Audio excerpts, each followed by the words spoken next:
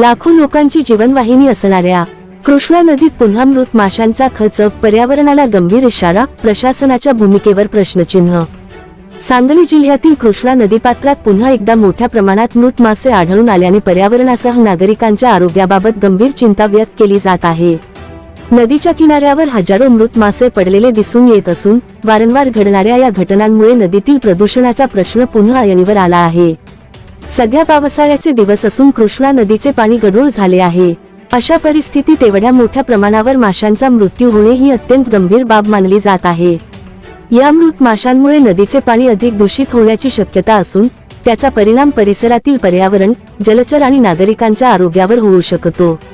या घटनेमागील नेमके कारण अद्याप स्पष्ट झालेले नसले तरी औद्योगिक सांडपाणी, रासायनिक प्रदूषण, पाण्यातील विरघळलेल्या ऑक्सिजनचे कमी प्रमाण किंवा इतर पर्यावरणीय कारणांचा तातडीने वैज्ञानिक पद्धतीने तपास होणे आवश्यक आहे।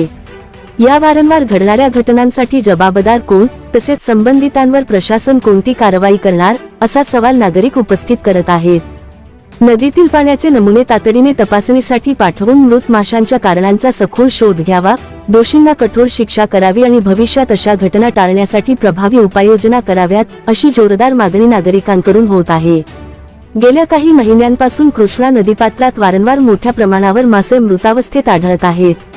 त्यामुळे ही केवळ एक घटना नसून पर्यावरणीय संकटाची धोक्याची घंटा असल्याची भावना पर्यावरणप्रेमी व्यक्त करत आहेत। आता निसर्गप्रेमी, सामाजिक संघटना आणि स्थानिक नागरिकांनी एकत्र येऊन नदी संवर्धनासाठी व्यापक जनांदोलन उभारण्याची गरज निर्माण झाली आहे।